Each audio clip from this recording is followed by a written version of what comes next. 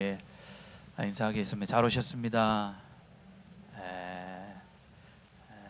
참 우리 신앙생활이라는 것이 참 역설일 때가 좀 있어요. 첫 번째 역설은 무엇이냐면은 하나님께서 우리 가운데 권한을 안 주면 좋겠는데 참 권한이 많아요.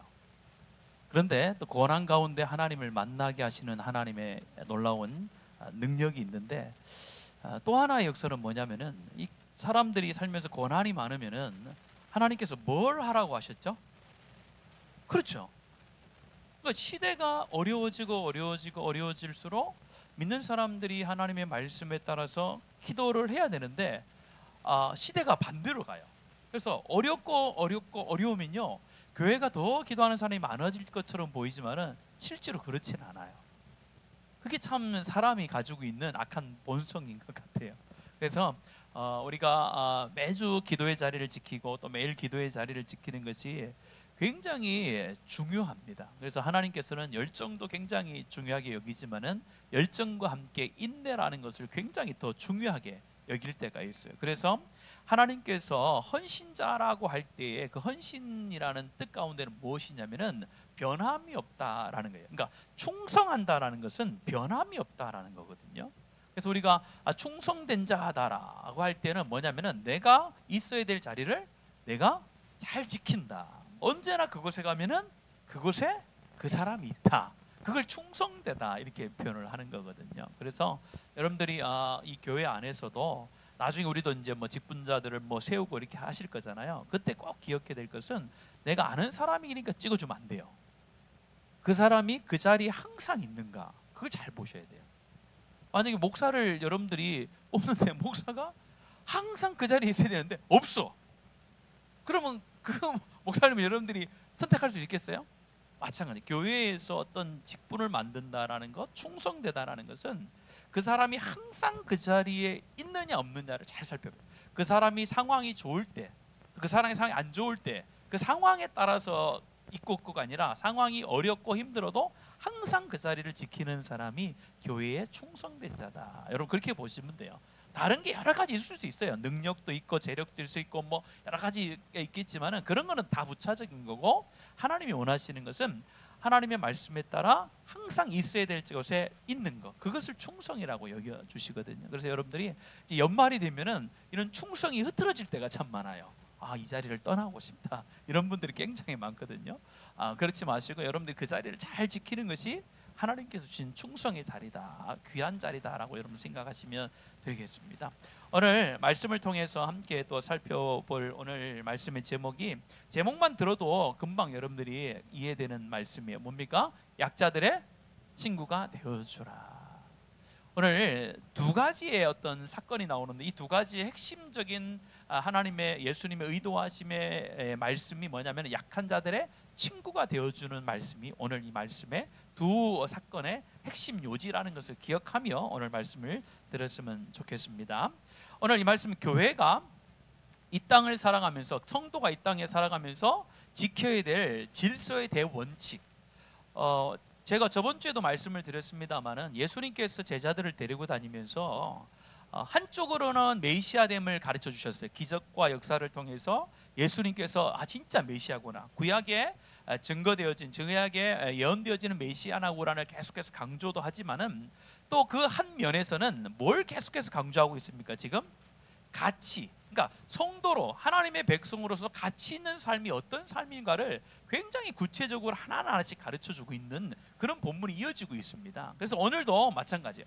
오늘도 제자의 삶과 이 어떻게 보면 약자를 돌보는 것이 좀 다른 것처럼 보이지만은 제자의 삶과 약자를 돌보고 약자의 친구가 되어주는 것은 같은 것이다라는 의미를 가지고 있습니다. 그래서 제자의 삶이라는 것은 현장에서 드러나고 증명되어지는 삶을 살아가는 것이 제자의 삶이라는 거예요. 내가 예수님의 제자, 예수님을 따라간다라고 하는데 그 따라가는 삶의 모습이 이 삶 속에, 현장 속에서 증명되어지지 않으면은 그 사람이 진짜 제자인지를 의심해 봐야 된다는 것을 계속 예수님께서는 이 두 가지의 큰 기준을 가지고 가르쳐 주는 겁니다. 한쪽은 뭡니까? 기적과 역사를 통해 네가 메시아인 나를 믿느냐를 가르쳐 주는 것과, 또 한쪽은 뭐예요? 네가 메시아인 예수를 나를 따라다니는 자로서 합당한 그런 가치와 원리로 네가 삶을 살아가느냐를 두 가지를 항상 예수님도 사역하실 때 강조를 하셨어요. 그래서 오늘도 보면은 약자들의 편에 서주고 약자들을 돌봐주는 게 얼마나 중요한지를 가르쳐 줍니다. 오늘 내용을 제가 잠시 말씀을 드릴게요. 1절과 2절의 말씀에 보면은 이혼 문제를 가지고 예수님을 시험하는 장면이 나옵니다. 10장 1절에 보면은 예수께서 거기서 떠나라고 돼 있는데, 이 거기서 떠난다는 것은 1장부터 9장까지는 주 사역지가 어디였냐면은 갈릴리 근처였어요. 갈릴리 가버나움 근처였는데, 이제 예수님께서 이제 유대 지역 예루살렘 지역으로 점점점 이렇게 장소를 옮겨가고 있는 상황이에요.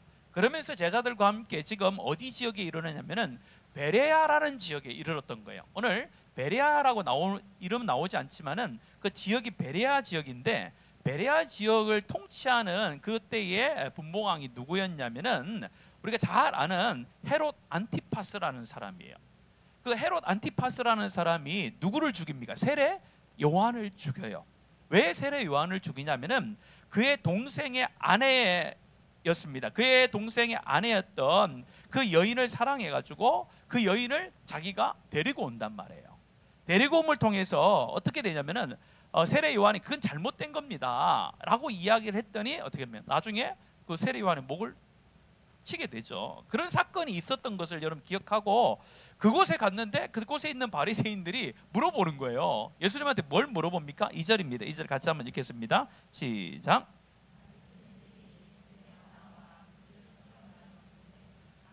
아내를 버리는 것이, 그렇죠. 바리새인들이 예수님께 나와서 물어보기를 시험하여라는 표현을 쓰죠. 이 시험하여라는 단어는 예수님께서 공생애를 시작하실 때에 3번의 시험을 받지 않습니까? 사단으로부터. 그때 표현하고 똑같은 거예요. 그러니까 이거는 바리새인들이 궁금해서 또 뭔가 진리를 알고 싶어서 물어본 것이 아니라 이 예수님을 넘어뜨리기 위해서 이 질문을 지금 하고 있다라는 거예요. 그러면서 뭘 물어봅니까? 아내를 버리는 것이 옳으니까, 이렇게 돼 있어요. 그러면은 사람이 아내를 버리는 것이 옳으니까 사람이 원래 누가 들어가야 돼요? 남편이죠. 그 남편, 부모님이, 그 시어머니가 시아버지가 버리는 게 아니라 남편이 아내를 버리는 것이 옳으니, 이렇게 얘기해야 되잖아요. 근데 여기 남편을 싹 빼고 사람이 아내를 버리는 것이 옳으니까 이렇게 물어보는 거예요.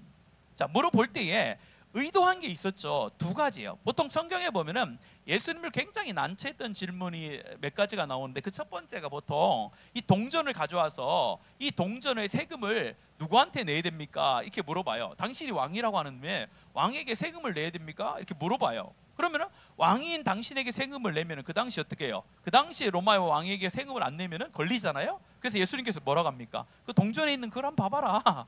그 누구 얼굴이 적혀 있노? 그러니까 로마에, 그렇죠. 로마의 왕이 있으면 로마의 왕에게 세금을 바칠 건 바쳐라. 그리고 나에게 바칠 건 나에게 바쳐. 이렇게 예수님께서 그 고비를 넘어가셔요. 또 2번째 또 난처하긴 질문이 있었는데, 현장에서 가늠하다 잡힌 여인이 있었잖아요. 그 여인에게도 그 여인을 데려다 놓고 또 바리새인과 서기관들 물어보는 거예요. 이 여인을 모세율법에 돌로 치라고 했는데 어떡할까요? 돌로 치라고 하면은 지금까지 자기가 고아와 객과 가부들, 어려운 사람들의 죄인들의 친구가 되어졌는데 그것을 자기가 말한 게 어기는 게 되는 거고, 만약 돌로 치지 말라고 하면 어떻게 되는 거예요? 모세 율법을 어기는 게 되는 거죠. 오늘도 똑같은 거예요. 오늘 의도적으로 지금 베레아에 갔을 때에 이 헤롯 안티파스가 헤로디아라는 여인을 취하는 그런 을 통해서 이혼의 문제가 굉장히 대두되고 있었거든요. 그러니까 바리새인들이 그걸 알고 물어보는 거예요. 예수, 당신이 생각하기에 이 남자가 여자를 버려서 이혼하는 게 맞습니까? 라고 물어보는 거예요. 맞다라고 하면 어떻게 되는 거예요? 그러면은 맞다라고 하면 어떻게 되는 거예요? 성경을 어떻게 되는 거예요? 또 어기는 것이 되어지는 것이고, 또 그렇지 않다라고 하면 어떻게 되는 거예요? 헤롯이 지금 다스리고 있는데 자기 이혼했잖아요. 헤롯한테 죽는 거예요. 난처한 질문이 되는 거예요. 근데 예수님께서 뭐라고 대답을 합니까? 오늘 말씀 같이 한번 읽겠습니다. 우리 3절과 4절입니다. 시작. 대답하여 이르시되 모세가 어떻게 너에게 명하였느냐? 이르되 모세는 이혼 증서를 써주어 버리기를 허락하였나이다. 알고 있잖아요. 알고 있는데 확실히 아는 게 아니에요. 여러분들, 모세가 어떻게 하기를 명하였느냐 물어본 것은 예수님께서 이 율법을 몰라서 그런 것이 아니라 그 당시 바리새인과 서기관들은 무슨 율법을 가장 중요하게 했냐면은 모세의 율법을 가장 중요하게 여기고 그걸 따라가는 사람이었거든요. 그러니까 물어본 거예요. 모세 율법에는 어떻게 기록되어졌냐는 그 자신 있게 이야기하는 거예요. 뭐라고 이야기합니까? 모세는 말하기를 이혼 정서를 써주면은 이혼해도 된다라 이렇게 얘기했다. 근데 오늘 여러분들 제가 성경을 띄워줄 텐데 신명기 24장 1절 같이 한번 읽겠습니다. 시작. 사람이 아내를 맞이하여 데려온 후에 그에게 수치되는 일이 있음을 발견하고 그를 기뻐하지 아니하면 이혼 증서를 써서 그의 손에 주고 그를 자기 집에서 내보낼 것이요. 오늘 빠진 게 있잖아요. 이혼 증서를 줘서 이혼하는 건 맞긴 맞는데 두 가지 조건이 있잖아요. 첫 번째 조건이 뭡니까? 수치되는 일이 있음을 발견하거든. 수치되는 일이 있는지를 발견되면은. 두 번째는 뭡니까? 그를 누가 기뻐하지 않으면, 남편이 그를 기뻐하지 않으면. 그러니까 수치되는 일을 했음에도 불구하고 남편이 나는 괜찮다 인정해 줄 수 있다면은 이혼을 안 해도 되는 거예요. 근데 그 앞에 있는 전제를 딱 빠뜨리고 자기들이 하고 싶은 것만 딱 내미는 거예요. 이혼 정서만 써주면 언제든 이혼할 수 있다 이렇게 막 얘기를 한 거예요.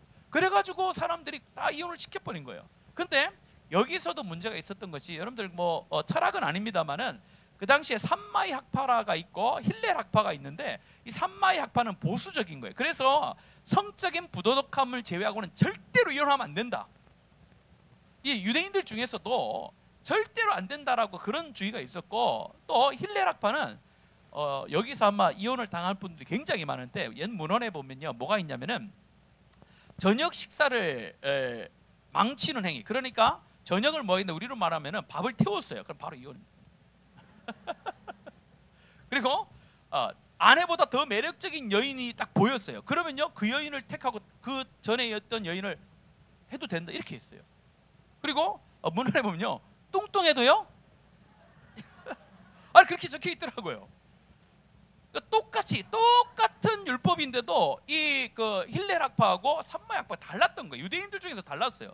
그러니까 그 당시에 이 이혼의 문제에 대해서 마음대로 생각하고 살았다는 것을 증명해 주는 거예요. 그냥 하고 싶은 대로 막 사는 거예요.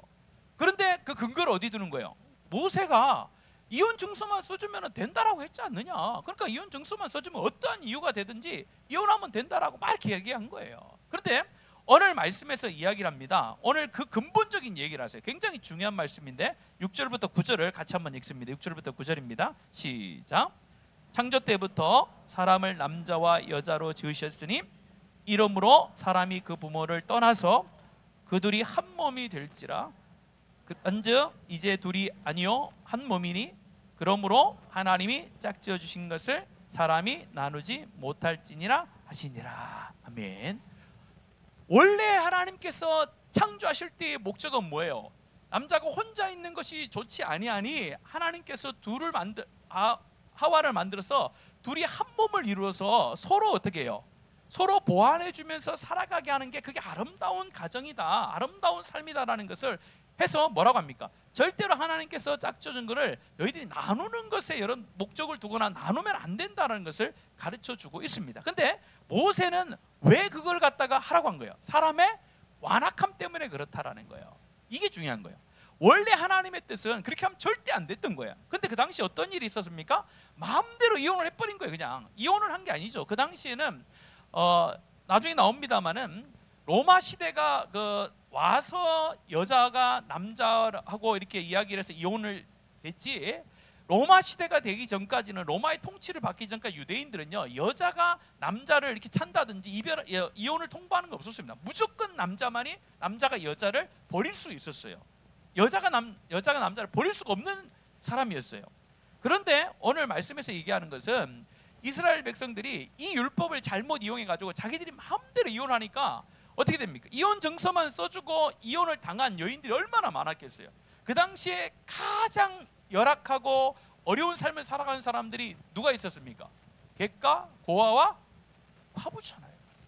이 사람들은 경제 활동 자체가 힘들고 또 누구로부터 안전함을 보호받을 수 있는 상황이 하나도 없었던 거예요. 그러니까 모세가 생각하기를 그래도 이 사람이 정당하게 이혼 증서를 가지고 있으면은 또 다른 사람을 만나서 결혼을 할 수가 있었거든요. 재혼이라는 게 가능했단 말이에요. 그래서 이혼 증서를 써줘서 그 여인이 적어도 굶어 죽지 않도록, 생계에 문제가 없도록 다른 남자를 만날 수 있도록 길을 열어준 거예요, 모세는.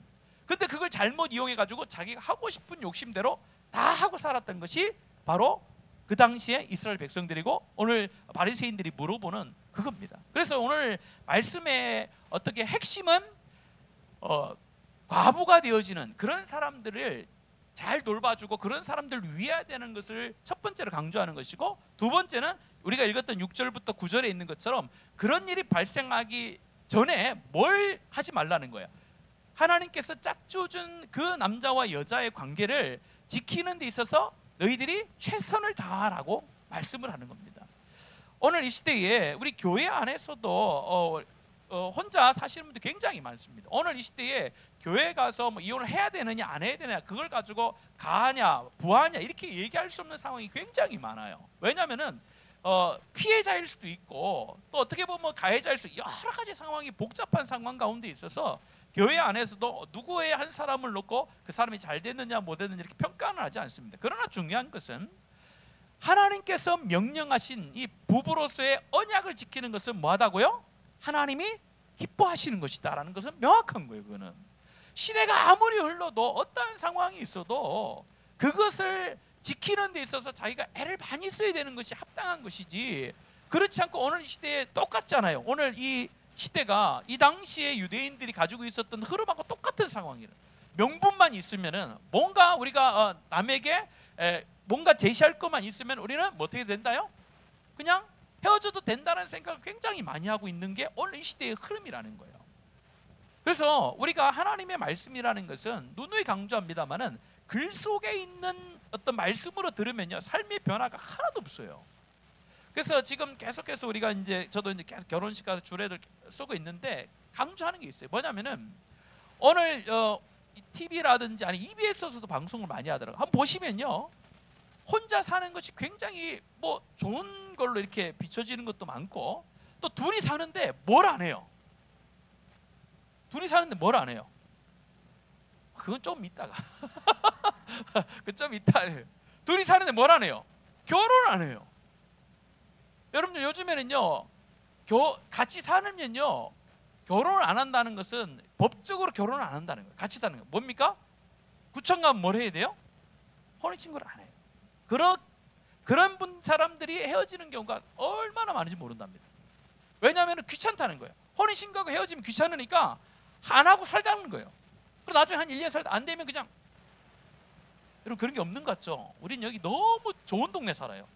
진해는 그런 사람이 없는데 여러분들 정말 서울 경기도만 가면요 이거는 일반적인 겁니다. 일반적. 제가 한 15년 좀 된 것 같아요. 15년에서 20년 사이에 제가 가르치던 우리 중고등부 아이들이, 대학생들이 외국으로 이제 어학연수를 갈 때 제가 이제 소개시켜 줄 때가 있었단 말이에요. 근데 소개시켜 줄 때 저한테 늘 그분이 당부하기를 부모님께 이런 말을 꼭 해줘라. 외국에 나가가지고 처음에는 혼자 살아요. 혼자 이렇게 홈스테이를 하고 살다가 나중에 친구하고 같이 이렇게 홈스테이하고 친구하고 같이 방을 얻어서 사야 하면은 꼭 물어보라고. 그게 남잔지 여잔지. 우리 그 당시만 해도 20년 전만 해도 나 친구하고 살아요 그러면은 남자는 누구하고 사는 거예요? 그렇죠. 여자는요. 근데 지금 어때요? 지금은 달라요. 지금 남자 여자 구별이 없습니다. 그게 벌써 우리나라에 들어왔던 거예요 지금. 그래서 지금 서울이나 경기에서 여러분들 자녀들 서울 보내놓고 나 친구하고 자취해요 그러면요 꼭 가보셔야 돼요. 진짜 친구인지 아니면은 다른 친구인지. 왜냐하면 우리나라도 그렇게 너무 빨리 받아들여요. 그래서 결혼을 안 하고 헤어지는 경우도 너무 많고, 그러다 보니까 결혼을 안 하려고 하는 우리 젊은 세대도 너무 많고, 또 시대적으로 애를 키우고 또 살아가는 너무 힘들다 보니까 결혼할 때는 의미가 너무나도 상실이 돼버린 거예요. 이제는 이혼의 문제가 아니라 아예 결혼 자체를 안 해버리는 그런 상황이 돼버렸어요. 근데 성경적으로 봐서는 그거는 창조의 법칙이 뭐예요? 어긋나는 거거든요. 하나님께서 남자와 여자를 만나게 하셨다는 것은 생육하여 번성하여서 이 땅 가운데 뭐예요? 행복하게 살아가는 원칙이 있거든요. 그 원칙이라는 것은 그것을 벗어나기 시작하면 사람이 어떻게 되는 거예요? 불행해진다는 거예요. 근데 우리는 그것을 안 받아들여요. 지금은 성경은 성경이고 시대는 시대라고 해서 시대의 흐름을 따라가는 것이 오늘 이 시대의 많은 사람들이고 특별히 우리 교회 안에 있는 젊은이들도 많이 따라가는 경우가 많아요. 그러다 보니까 우리 가정마다 신방하면 어때요? 우리 아이가 목사님 기도해 주세요. 우리 아이가 결혼 안 할래요. 다 기도 제목이잖아요. 얼마나 그게 우리가 이전에 우리 잘못 우리가 아이들을 가르쳤다는 거예요. 그게. 그러다 보니까 그런 이미지가 너무 많다 보니까 시대 흐름 속에서 나중에 생육하고 번성한다는 의미가 없어져 버려요. 마음대로 자기가 살고 마음대로 헤어지고 하면서 하나님의 복을 누리지 못한 경우가 너무 많아요. 그래서 오늘 이 말씀은 12절까지는 두 가지를 이야기하는 거예요. 첫 번째는 뭡니까? 이혼하게 되어져서 홀로 있는 여인들을 약한 자들의 친구가 되어주는 거예요. 두 번째는 뭡니까? 그 이혼하기 전에, 이혼해서 약한 자가 생기기 전에 그걸 막는 거예요. 그래서 온전한 가정을 이루고 온전한 자녀들을 키워내기 위한 그것이 교회 안에서 이루어야 될 줄로 믿습니다. 오늘 교회가 강조할 부분이 이건 같아요. 교회가 우리가 성령의 은사와 능력도 기적도 강조하지만은 실제의 기적은 뭐예요? 실제의 기적은요. 제가 한번 중고등부 우리 헌신 예배할 때 얘기 드려요. 중고등부 아이들이 오후에 남아서 헌신 예배를 드리는 것을 보는 것이 기적이라 했잖아요. 그럼 요즘 이제 기적이 될 거예요. 곧. 점점 기적이 돼갑니다. 이제 나중에는 어떻게 해요? 여러분들의 자녀들이 때에 맞춰서 결혼하는 결혼식장 가면 내가 지금 기적을 보고 있구나 이렇게 생각하셔야 될 때가 온다니까요. 또 뭐예요? 우리 자녀가 결혼해서 때가 되어져서 귀한 자녀를 낳는 그것도 여러분들 기적이 될 때가 곧 와요. 여러분들 우리나라가 그런 식으로 간다는 거예요. 그런 의미에서 오늘 이 성경은 내 삶과 떨어지지 않는 아주 밀접한 관계가 있는 거예요. 그래서 여러분들이 기도하실 때 우리 여러분들의 가정의 자녀들을 위해서 기도를 많이 하겠지만은 교회가 진짜로 결혼의 의미들 또 이혼의 그런 안 좋은 모습들 또 우리가 약한 자를 돌아보는 그런 일 가운데 우리가 애를 많이 써야 됩니다. 그런 쪽으로 우리가 중심이 흘러가면요 교회가 하나님의 은혜 속에서 세상 가운데 빛과 소금이 될 수 있는 줄로 믿습니다. 그게 좀 다른 모습이 있어야 돼요. 두 번째는요 우리 13절부터 16절은 아주 간단한 내용입니다. 사람들이 예수님께 아이들을 데리고 와요. 아이들을 데리고 오는 사람이 아니라 저 부모님이라고 할 수 있겠죠. 부모님이 왜 데리고 왔겠습니까? 예수님에게 어떤 축복을 받고 기도를 받기 위해서 왔다라는 거죠. 근데 제자들이 데리고 오면 그들을 꾸짖었다라고 했어요. 야 어린애들 데리고 오지 마 이렇게 했다는 거예요. 왜냐하면 그 당시에도 예수님께서 갈릴리에서 사역할 때도 많은 사람이 왔지만은 예수님께서 가는 곳곳마다 많은 사람들이 왔기 때문에 아이들을까지도 기도해 주는 것이 좀 벅찼다라고 제자들은 생각할 수도 있어요. 그런데 오늘 여러분 14절 한번 읽어볼게요. 14절 읽으면 시작. 예수께서 보시고 노하시오. 여기까지 읽겠습니다. 예수님께서는 노하시오라는 표현이 성경에 잘 안 나와요. 여러분들 특별히 화를 냈다라는 것이 잘 안 나오는데 오늘 말씀해 보면 예수께서 보시고 노하시 화를 내셨다는 거예요. 그래서 뭐라고 합니까? 어린 아이들이 내게 오는 것을 용납하고 금하지 말라. 하나님의 나라가 이상하지 않습니까? 왜 어린아이가 오는 것을 막아섰던 제자들을 향해서 화를 내면서 그 아이들이 오는 것에 대해서 막지 마라 해놓고 이런 말을 하잖아. 하나님 나라가 이런 자의 것이니라. 이런 어린아이 자의 것이라는 거예요. 왜 그런 말씀을 하셨을까요? 이게 하나님 나라의 법칙이에요. 뭐냐면요 부자가 하나님 나라에 들어가는 것이 쉽다 했습니까? 어렵다 했습니까? 왜 어렵다 할까요? 왜 부자가 하나님 나라에 가는 게 어렵습니까? 부자가 아니라서 잘 몰라요. 우리 부자가 아니라 근데 부자가 하나님 나라에 갈 수 없다는 것을 우리가 알 수 있잖아요. 왜냐하면 부자는요 하나님의 필요성을 느끼지 못하는 거예요. 하나님의 전적인 의지와 저 의탁과 의존이 없는 거예요. 왜냐하면 내가 가지고 있는 부유함을 가지고 내 인생을 내가 살아갈 수 있다고 생각하는 게 부한 자들의 어떤 나오는 그 근본적인 모습이거든요. 그래서 오늘 왜 우리 아이들을 향하여서 하나님 나라가 이런 자들의 것이라고 했냐면은 자녀들은 이 어린 아이들은 전적으로 누구를 의존하는 거야? 아버지 어머니를 의존하듯이 하나님을 의존하는 연약한 자들이다. 그런 연약함을 있는 자들이 하나님 나라를 갈망하고 하나님 나라에 갈 수 있기 때문에 이 하나님의 나라는 이런 자들의 것이다. 마음이 높아진 자들, 교만한 자들 하나님 나라에 갈 수 없다. 왜냐하면 마음이 높아지고 교만한 자들은 하나님 위에 자기가 있기 때문에 하나님만이 나의 구원자가 된다는 걸 인정하지 않는다는 거예요. 그것이 오늘 이 말씀 속에 있는 것이고 또 하나는 우리가 이 어린아이와 같은 자들을 용납하고 오늘 16절 여러분들 한번 보세요. 16절 같이 읽습니다. 시작. 그 어린아이들을 안고 그들 위에 안수하시고 축복하시니라. 여러분, 성경을 보면서 예수님께서 어떤 사람들 안고 그들 위에 안수하셔서 축복하는, 여러분 그렇게 기적을 일으켰던 것이 기억나는 거 있습니까? 거의 없죠. 거의 없어요. 또 기적을 일으키고 어떤 예수님께서 어떤 능력을 베푸실 때에 그냥 뭐 말씀으로 하시든지 조금 더 나가면은 침을 뱉어서 뭐 눈을 만지든지 혀에 대든지 그 정도 하셨지, 오늘 아이들처럼 아이들을 안고 그들 위에 안수하시고 축복하신 경우 잘 없어요. 그만큼 이 아이들이 가지고 있었던 그 하나님, 예수님만을 의지하고 의탁하고 의존하는 그것이 가장 귀하다라는 것을 가르쳐 주는 것이거든요. 그래서 우리 교회도 첫 번째 우리가 좀 생각해 볼 것은 우리 아이들에 있어서 이런 모습들은 있었으면 좋겠다 싶어요. 우리 교회도 우리 유치부부터 아이들 많잖아요. 아이들이 지나가면은 아이들을 좀 우리가 예수님처럼 안아주고 또 기도해주고 그런 것이 좀 교회 가운데 좀 많이 있었으면 좋겠습니다. 우리가 뭐 초등부 아이들 막 저기 어딥니까? 어제도 와서 노는 것 같은데 저기 뭡니까? 저 초등부에서 막 놀고 있으면 와가지고 이것들 안 가나? 시끄러 죽기고 안 가나? 이렇게 하면 안 되는 거예요. 그게 아니라 아이들 놀아라 해놓고 뭐 기도해주고 너희들이 뭐 불편한 거 없나? 이렇게 해줬으면 좋겠어요. 그래서 아이들이 마음껏 교회에서 축복을 받고 자라날 수 있다. 또 하나는 참 우리 교회 모든 교회가 가지고 있는 참 그 안 좋은 습성이 뭐냐면은 오늘 12절부터 또 13절부터 16절까지의 말씀의 핵심이 뭐라고요? 약한 자들의 친구가 되어주라는 거죠. 근데 실제로 예수님께서 이렇게 말씀하셔서 교회 공동체를 만들어 주셔서 사도행전을 통해서 그런 역사를 많이 행하셔 오셨단 말이에요. 그래서 사도행전에 보면은 어떻게 됩니까? 자기의 것을 여기지 않고 서로 통용하는 이런 일들이 일어나잖아요. 그게 약한 자들하고 나누는 거거든요. 그리고 차별이 없는 것을 말하는 거거든요. 근데 실제로 교회가 발전하고 성장하면서 이런 것이 점점점 사라지는 것 같아요. 그래서 우리 교회는 뭐 그런 분들이 많이 오시진 않습니다만은 교회 올 때 우리가 가지고 있는 선입견이 굉장히 커요. 만약에 오늘처럼 이렇게 옷을 착 입고 이렇게 딱 와요. 그러면요 얼마나 반가운지 몰라요.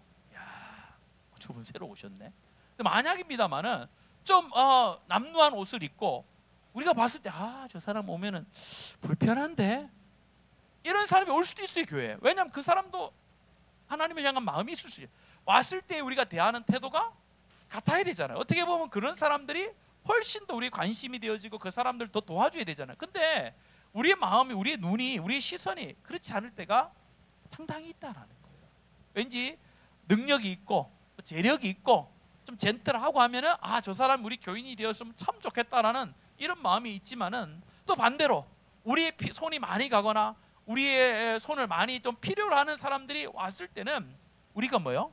은연중에 그 사람들을 뭐요? 환영하지 않는 경우, 또 그들에 대해서 진심으로 기뻐하지 않는 경우도 우리 가운데 많다라는 것이 실제로 우리 가운데 나타나는 모습이잖아요. 오늘 말씀을 통해서 예수님께서는 그걸 가르쳐 주는 거예요. 네가 제자의 삶이라는 것은 무엇이냐? 너의 삶 가운데 가장 연약한 자들을 가장 귀하게 여겨주고 그들의 친구가 되어줄 수 있는 삶을 살아갈 수 있느냐? 그것이 바로 예수님께서 이 땅에 오셔서 살아갔던 삶의 모본이었고 또 우리가 살아가야 될 삶의 모본이라는 거예요. 그래서 우리 교회가 어려운 사람들을 찾아내시고 또 어려운 사람들과 함께 가는 그런 공동체가 되어지기를 간절히 원합니다. 그래서 계속해서 말씀드립니다. 세상과 교회가 다른 부분이 무엇일까? 도대체 세상과 다른 것은 뭘까? 세상에도 많은 공동체가 있잖아요. 요즘 사회 복지하시는 분들도 많잖아요. 그럼 세상과 교회가 다른 부분이 있어야 되는데 과연 다른 게 뭐냐는 거예요. 그 다른 것을 우리가 세상 사람들 가운데 보여줘야 되잖아요. 그 보여주는 것이 바로 이런 모습이라는 거예요. 우리 가운데 정말로 도움이 하나도 안 되는 것처럼 보이는 그런 사람도 정말로 그리스도의 사랑으로 배려해주고 그들의 친구가 되어주고 그들을 세워주는 일을 우리가 할 때에 세상의 사람들은 우리가 진짜 예수를 닮은 사람, 그리스도인구나를 그 사람이 인정해 준다라는 겁니다. 오늘 이 두 사건을 통해서 예수님께서는 강조하세요. 너희들 가운데 힘든 자들, 소외된 자들이, 가장 연약한 자들이 있다면은 그들에게 내가 가서 뭐 해주라는 거예요? 친구가 되어주고 도움의 손길을 줬으면 좋겠다라고 말씀하는 것입니다.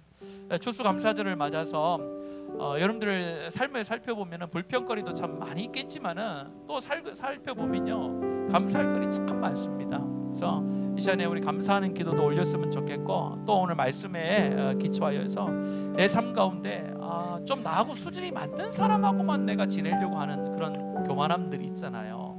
좀 내 수준에 좀 맞는 사람들하고 난 지냈으면 좋겠다라는 그런 욕심이 있을 수 있습니다. 그러나 그걸 좀 내려놨으면 좋겠어요. 내가 정말로 힘들고 어려운 사람들에게 내가 눈높이를 좀 맞추고 그런 사람들을 세워줄 수 있는 교회, 그런 성도들이 있는 교회가 얼마나 하나님이 좋아하시는 그런 교회가 되겠습니까? 예수님께서는 이 땅에 오셔서 하늘 영광과 하늘의 존귀함을 다 버리고 오셔서 죄인된 우리와 어떻게 하셨어요? 같이 계셨잖아요. 또 같이 있으면서도 부한 자들, 높은 자들과 함께 하지 않았잖아요. 가난한 자들, 연약한 자들, 더 힘든 자들을 찾아가셔서 그 복음을 전하고 그들을 세워주고 그들을 위로하시고 하나님 나라를 확장해 나가셨잖아요. 하나님의 교회가 그런 모습을 닮아가야 될 줄로 믿습니다.